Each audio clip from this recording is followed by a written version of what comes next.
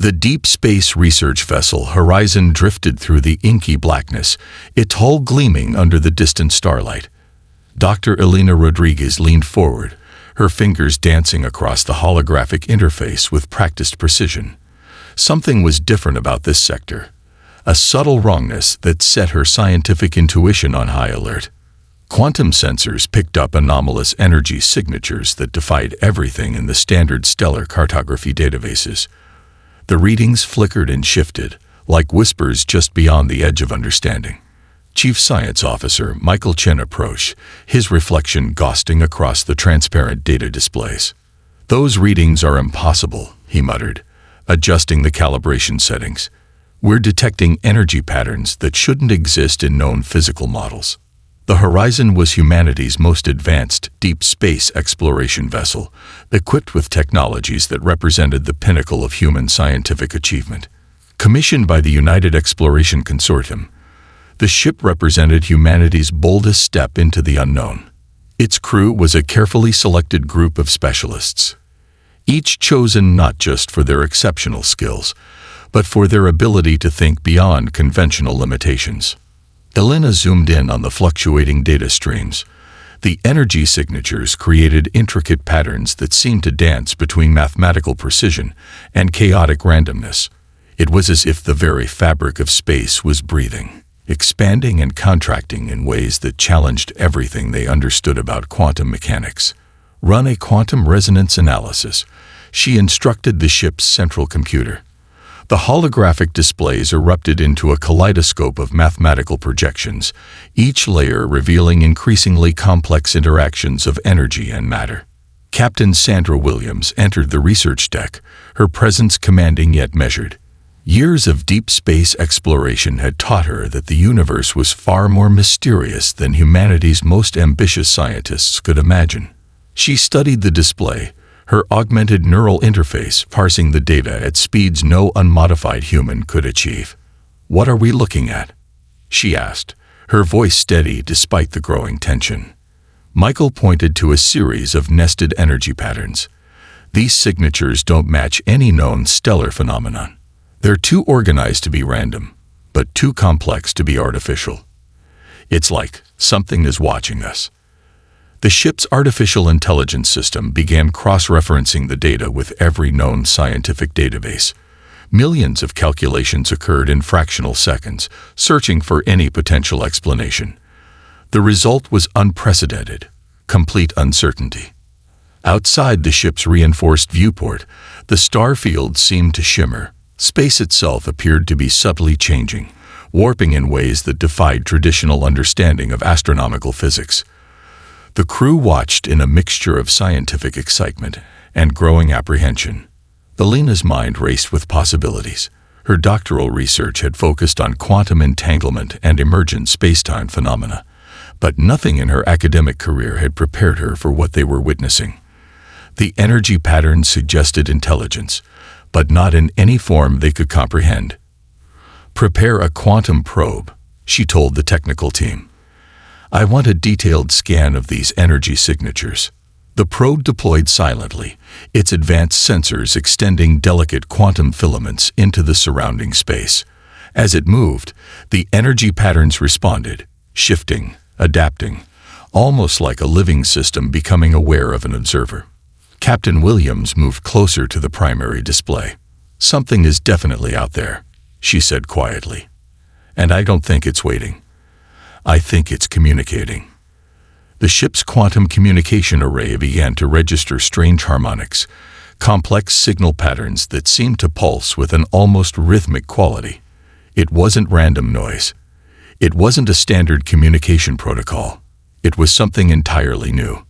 Michael's hands moved quickly across the interface, attempting to decode the signals. "These aren't just energy patterns," he said, his voice a mix of scientific wonder and growing excitement. "They're carrying information, massive amounts of information." As the Horizon continued its silent drift, the crew realized they were on the precipice of something extraordinary. This was more than a research mission. This was a moment that would redefine humanity's understanding of the universe and their place within it. The silent frontier was about to speak. The silence shattered without warning. Massive energy signatures erupted around the horizon, warping the fabric of space itself. Sleek vessels materialized, constructions of such geometric perfection that they seemed to defy the basic principles of engineering. The Syndicate had arrived. Captain Sandra Williams felt the ship's defensive systems activate automatically. Quantum shields flickered to life, a translucent web of energy that wrapped around the vessel's hull. But she knew shields would mean nothing against an opponent this advanced. "Full communication analysis," she commanded. "I want to know everything about these ships." Michael Chen's fingers flew across the holographic interfaces. The Syndicate vessels were unlike anything in human records. Each ship a living geometric puzzle, surfaces that seemed to breathe and shift with impossible mathematics.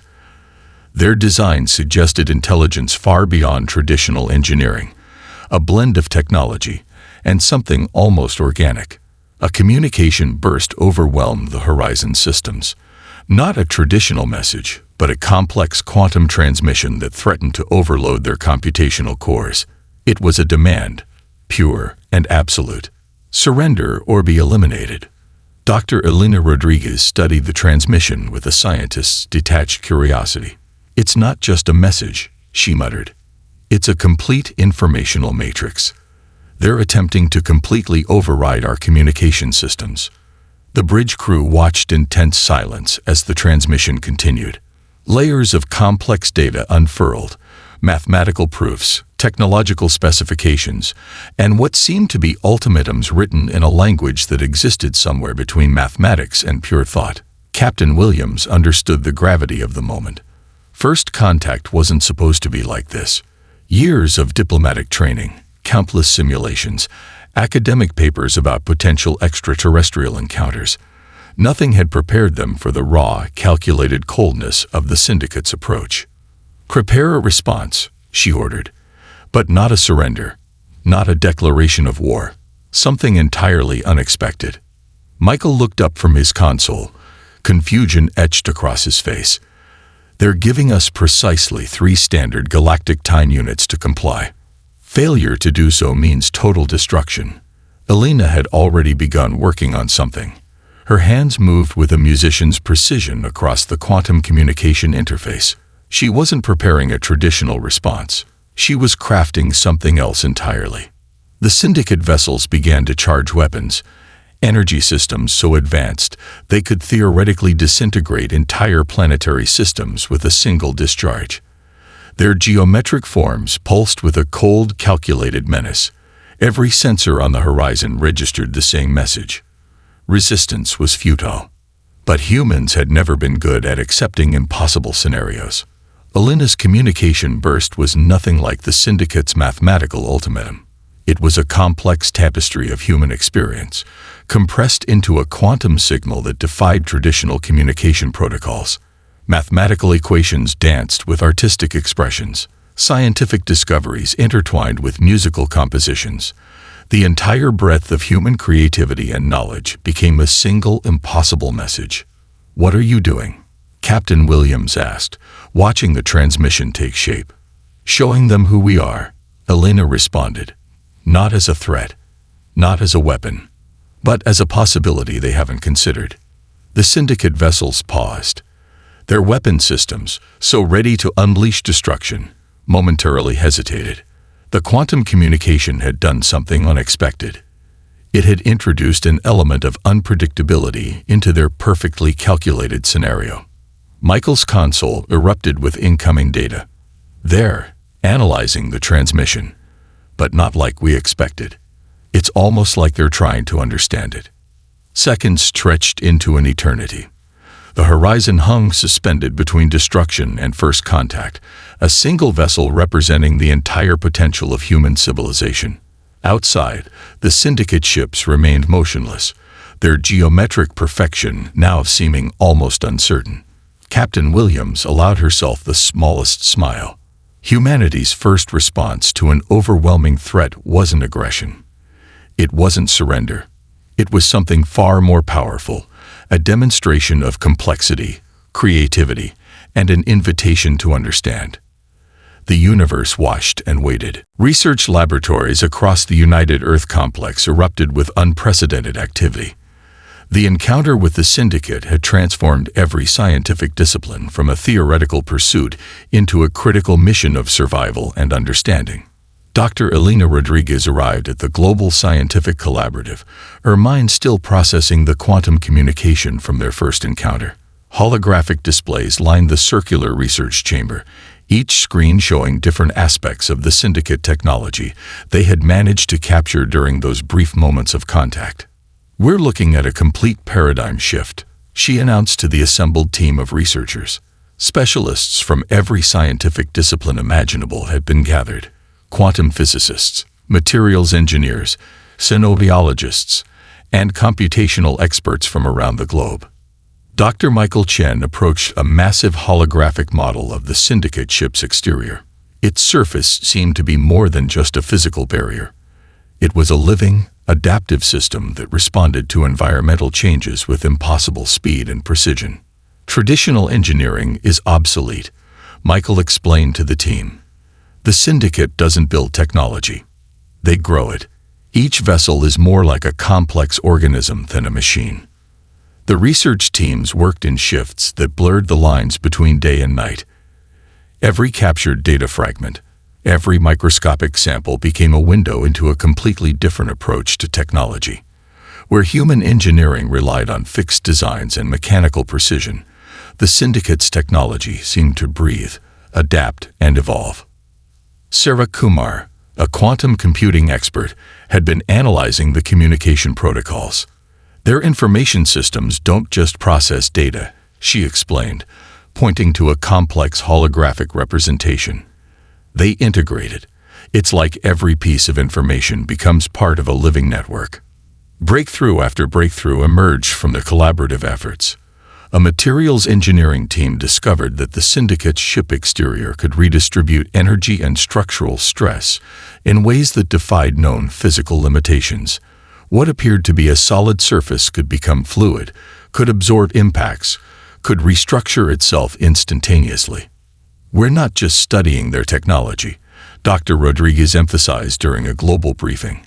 "We're learning an entirely new way of thinking about technology itself." The United Earth Defense Research Division established multiple specialized teams. Some focused on understanding the Syndicate's communication systems. Others worked on developing adaptive technologies that could respond to the alien technology's complexity. Dr. Carlos Ramirez led a team developing what they called responsive nanite networks, microscopic systems that could dynamically reconfigure themselves based on environmental challenges. Early prototypes showed promise, demonstrating an ability to adapt and transform that was inspired directly by the captured Syndicate technology. "Humanity's greatest strength has always been our ability to learn and adapt," Michael told a group of young researchers. "The Syndicate sees us as a static species. They don't understand that every challenge is an opportunity for us." Laboratories around the world began producing experimental technologies that seemed to blur the lines between engineering and biology. Computational systems that could redesign themselves, material structures that could heal and reconfigure, communication networks that learned and evolved with each interaction. The global scientific community had transformed overnight. What was once competitive research had become a unified effort. Universities, private research institutions, and government laboratories worked in unprecedented collaboration. National boundaries dissolved in the face of a challenge that threatened all of humanity. Dr. Elena Rodriguez stood before a massive holographic display, watching the intricate dance of newly developed technologies. Each projection represented hours of collaborative research, each breakthrough a testament to human creativity and resilience. "We're not just preparing for a potential conflict," she said quietly to herself. "We're reimagining what's possible."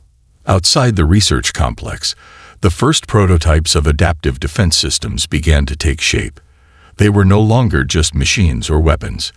They were living systems, inspired by the Syndicate's technology, but fundamentally transformed by human imagination. The universe was about to witness something extraordinary. Humanity was not just responding to a threat. They were evolving. The resistance began in the shadows of occupied star systems. Small colonies, marginalized species, and forgotten civilizations watched with growing fascination as humanity challenged the Syndicate's seemingly invincible control. On the mining colony of Epsilon Prime, a communication network took shape. It started with whispers. Encrypted messages passed between species that had never before considered cooperation.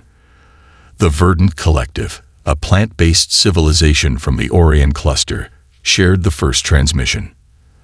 Their homeworld had suffered under Syndicate oppression for generations, their entire species reduced to resource extraction and systematic suppression.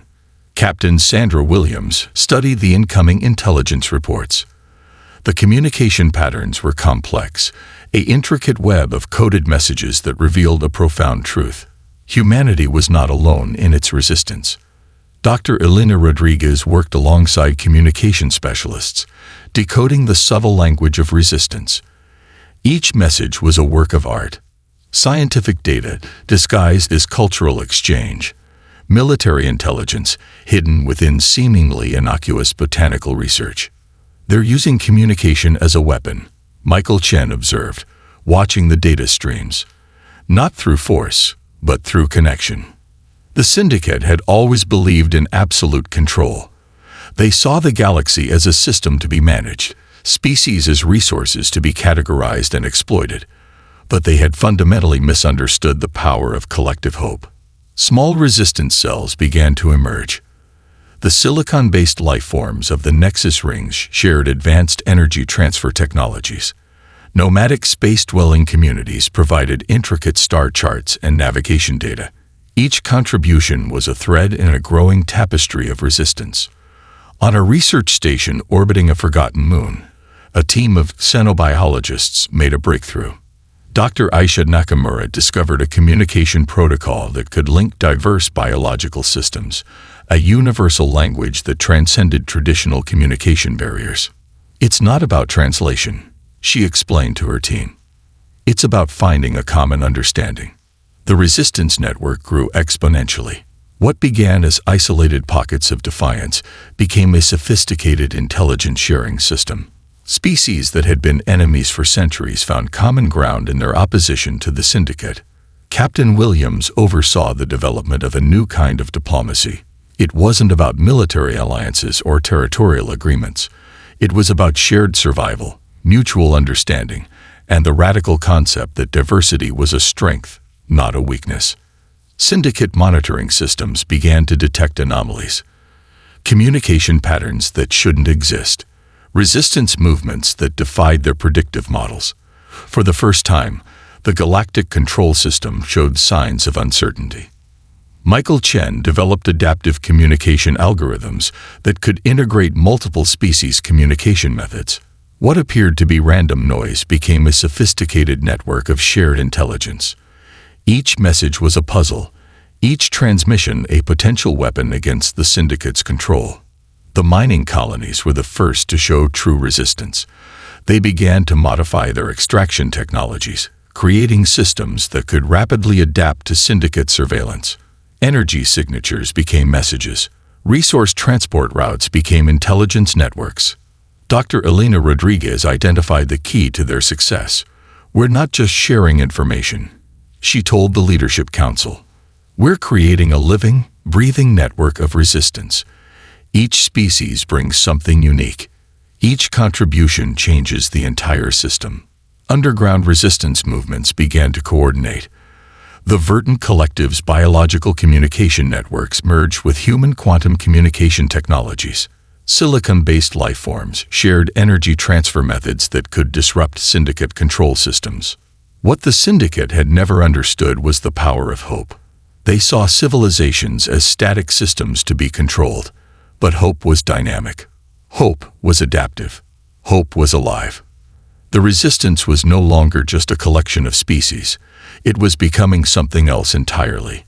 A new form of collective intelligence that defied traditional understanding of communication, cooperation, and survival. Captain Williams looked at the growing network of resistance with a sense of cautious optimism. The universe was about to change, and humanity had helped light the spark. Dr. Elena Rodriguez stood before a massive quantum resonance chamber, her eyes reflecting the soft blue glow of experimental equipment. Months of collaborative research had led to this moment, a breakthrough that would challenge everything known about communication and information transfer. The global scientific collaborative had become something more than a research facility. It was now the heart of humanity's most ambitious scientific endeavor. Researchers from every discipline worked in perfect synchronization, their collective intelligence pushing the boundaries of known science. "We're not just creating a communication system," Elena explained to her team. "We're developing a new way of understanding information itself." The quantum communication system was unlike anything previously conceived. It wasn't about sending messages. It was about creating a living network of information that could adapt, learn, and respond in real time. Each quantum node was a complex system that could predict, interpret, and transform data in ways that defied traditional computational models. Dr. Michael Chen approached the primary research console, his hands moving with practiced precision. "The key is in the quantum entanglement," he said, bringing up a holographic representation of their latest prototype. "We're not just transmitting information. We're creating a network that thinks." The breakthrough came from an unexpected combination of disciplines. Quantum physicists worked alongside xenolinguists. Computational experts collaborated with biological systems researchers. Each team brought a unique perspective, breaking down the traditional barriers between scientific fields. Sarah Kumar, the quantum computing expert, had developed a revolutionary approach to information processing. Her algorithms could transform complex data streams into adaptive communication networks. What appeared to be random noise could be decoded into intricate messages that could reshape themselves based on context. The syndicate's communication systems were built on rigid, predictable models. They understood information as a fixed commodity, something to be controlled and managed. Humanity's approach was fundamentally different. Information was alive. Information was dynamic. Prototype communication nodes began to take shape. They were more than just technological devices. They were living systems that could learn, adapt, and evolve. Each node was a complex ecosystem of quantum interactions, capable of processing information in ways that seemed to defy the laws of physics. "Look at this," Elena said, pointing to a holographic display. A complex network of quantum interactions danced across the screen, each connection shifting and changing in real time. It's not just processing information. It's creating new possibilities with each interaction. The Military Research Division saw the potential immediately. These were not just communication systems. They were adaptive defense networks that could predict and respond to threats before they fully materialized. Each node could analyze multiple potential scenarios simultaneously, creating defensive strategies in microseconds. Dr. Carlos Ramirez led a team developing quantum neural networks that could integrate information from multiple sources instantaneously. Their systems could decode syndicate communication protocols, understand their technological infrastructure, and develop countermeasures in real time. "We're creating a new form of intelligence," Michael explained during a global briefing. "Not artificial intelligence, something more dynamic. A collective intelligence that can adapt and grow." The global research network shared every breakthrough instantaneously. Universities, research facilities, and independent laboratories contributed to a constantly evolving system of knowledge. National boundaries dissolved in the face of this collaborative effort. Elena understood the profound nature of their work. This was more than a technological breakthrough.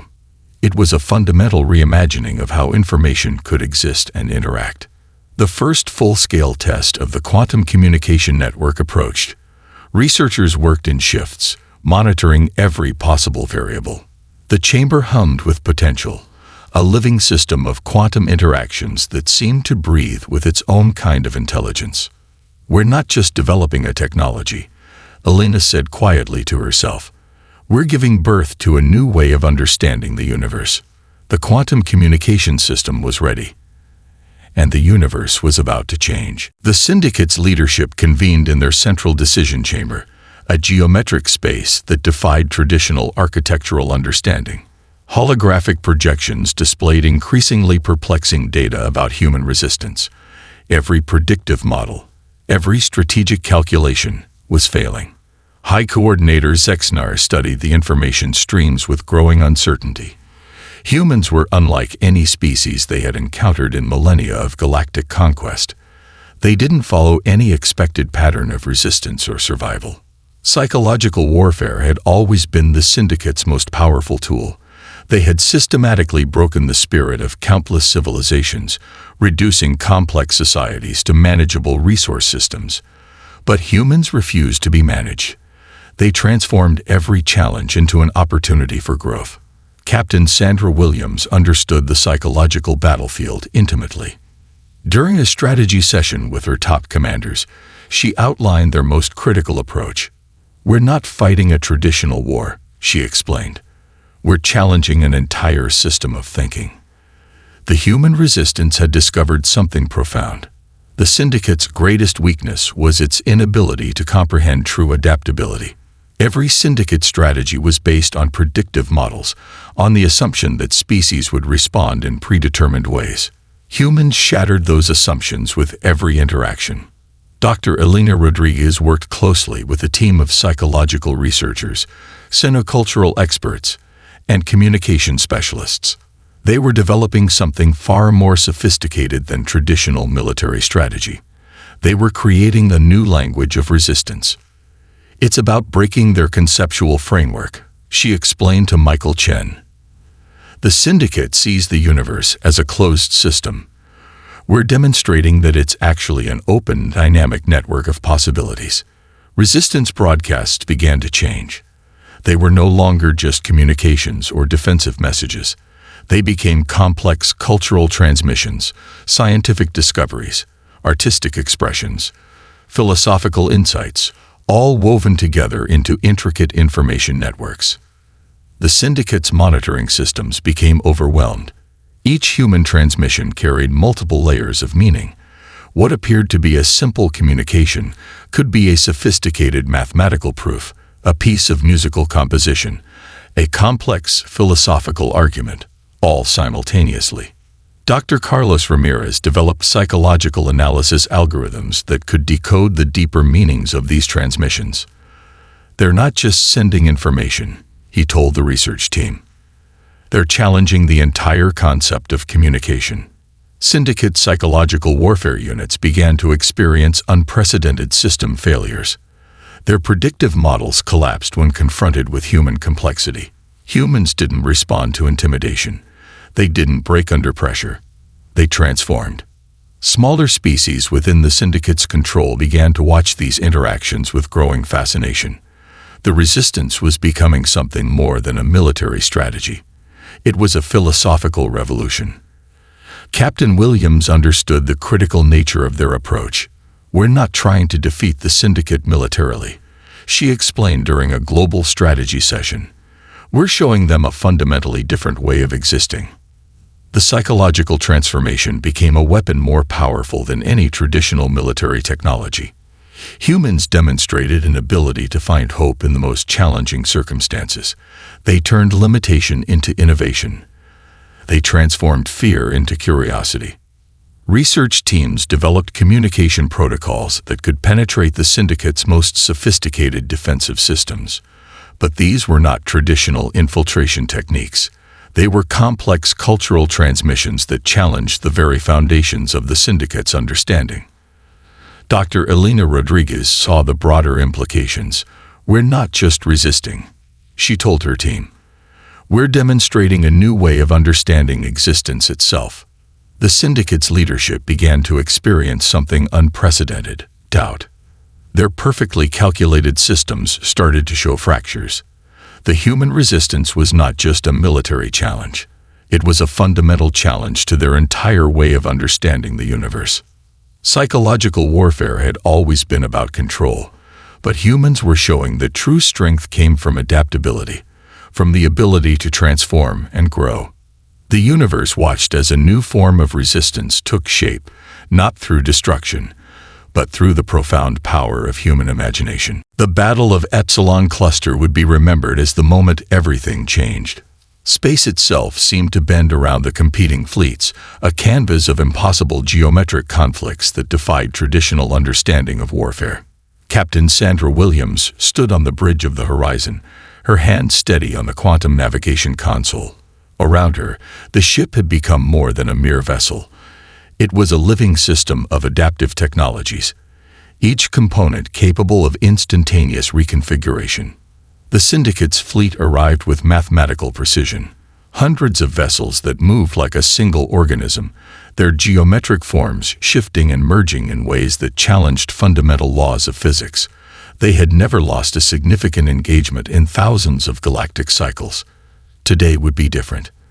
Dr. Elena Rodriguez monitored the quantum communication networks from the research station in low orbit.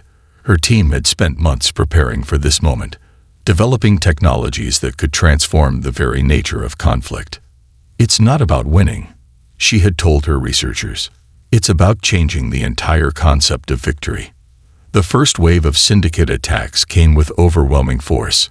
Energy weapons that could disintegrate entire planetary systems, fired in perfect synchronization. But the human and allied defensive systems were no longer static targets. They moved, adapted, transformed.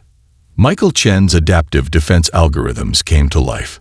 Each incoming energy burst was analyzed, understood, and transformed before it could cause damage. The human fleet didn't just defend. They learned from each attack, reconfiguring their systems in microseconds. The Allied resistance fleet was a testament to collective innovation. Ships from a dozen different species moved in perfect synchronization. Their technologies merged into a single dynamic defensive network. The Verdant Collective's bioadaptive shielding merged with human quantum communication systems. Silicon-based lifeform energy transfer technologies created defensive matrices that could reshape themselves instantaneously. Syndicate commanders watched in growing confusion. Their predictive models collapsed. Every strategic calculation failed. The human-led resistance wasn't just fighting. They were rewriting the fundamental rules of engagement. Dr. Carlos Ramirez had developed a revolutionary communication system that turned the entire battle into a complex, living information network. Each defensive action was simultaneously a communication, each movement a message. The battle became a language, a dialogue of resistance written in the mathematics of survival. The horizon moved through the conflict with impossible grace. Where Syndicate vessels relied on predetermined movement patterns, the human ship seemed to exist in multiple potential states simultaneously. It wasn't just avoiding attacks, it was transforming the very fabric of space around it. "We're not fighting," Captain Williams said quietly to her crew. "We're demonstrating a new way of existing." Smaller resistance groups joined the engagement, their contributions turning the battle into a complex, adaptive system. A mining colony's modified energy extraction technology became a defensive weapon. A research station's communication network became an intelligence-gathering tool. The Syndicate's leadership watched their perfect strategic models disintegrate. Humans didn't just resist, they transformed resistance into a creative act. Every limitation became an opportunity. Every challenge became a chance for innovation. Elena Rodriguez understood the deeper significance. This wasn't just a military engagement. It was a philosophical revolution. They were challenging the fundamental way the Syndicate understood conflict, existence, cooperation. As the battle reached its critical point, something extraordinary happened. The human-led resistance didn't seek total destruction. They offered a different path, a chance for transformation, for understanding. The universe held its breath. Space itself seemed to pause, waiting to see what would happen next. The turning point had arrived. The negotiation chamber defied traditional architectural understanding. Its geometric design allowed representatives from hundreds of different species to communicate in ways that transcended verbal language. Captain Sandra Williams stood at the center, representing humanity and the collective resistance that had challenged the Syndicate's galactic control. High Coordinator Zexanar of the Syndicate approached, their multi-dimensional form shifting with each movement. The defeat at the Epsilon cluster had fundamentally transformed everything they understood about galactic governance. "We do not seek conquest," Sandra began, her voice calm and measured. "We seek understanding." The gathered representatives represented a mosaic of galactic diversity. The plant-based verdant collective, silicon-based life forms from the Nexus rings, energy-based entities from the quantum nebula, all sat together, united by their recent shared experience of resistance. Dr. Elena Rodriguez had prepared extensively for this moment. The quantum communication systems they had developed became the foundation for a new type of diplomatic interaction. Information flowed between species not as a series of statements, but as a living, adaptive network of shared understanding. Michael Chen presented the core of their proposal. It wasn't a traditional peace treaty. It was a framework for galactic cooperation that recognized the unique potential of each species. The old hierarchical systems would be replaced by a dynamic, interconnected network of mutual growth and understanding. The syndicate's representatives struggled to comprehend the proposal. Their entire system of governance was based on control, on maintaining rigid hierarchical structures. Humanity was proposing something entirely different, a living, adaptive approach to galactic cooperation. "Diversity is not a weakness to be managed," Elena explained. "It is the fundamental source of innovation and growth." The negotiation became a complex dance of communication. Each species contributed its unique perspective. The Verdant Collective shared their deep understanding of ecological systems. The silicon-based life forms introduced computational models of collective decision-making.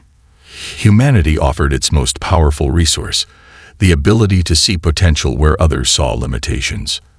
Dr. Carlos Ramirez had developed communication protocols that could bridge the vast differences between species. What appeared to be incompatible communication systems became a rich, multilayered dialogue of unprecedented complexity. The old galactic order had been based on control and resource extraction. The new framework would be built on mutual understanding, collective growth, and the recognition of each species' unique potential. "We are proposing a living network," Sandra explained to the assembled representatives. "Not a system of governance, but a system of continuous adaptation and mutual support." The syndicate's leadership experienced something unprecedented, a fundamental challenge to their entire way of understanding existence. Humans had not just resisted. They had demonstrated a completely different approach to civilization itself. Smaller species that had long been oppressed found their voices. The resistance had shown them that survival was not about submission, but about collective innovation. Each species began to contribute its unique perspective to the emerging galactic framework. The negotiation lasted what would have been days in traditional time measurements. But time itself seemed to function differently in this space, a complex, adaptive system that reflected the new approach to galactic cooperation. Elena Rodriguez understood the profound nature of what was happening. This was more than a political transformation. It was a philosophical revolution that would reshape how intelligent species understood themselves and their place in the universe. As the final agreements took shape, something extraordinary became clear. The conflict had not been about military victory. It had been about demonstrating a fundamentally different way of existing, an approach based on creativity, adaptability, and mutual understanding. The universe watched as a new chapter began. Humanity had not conquered. They had transformed.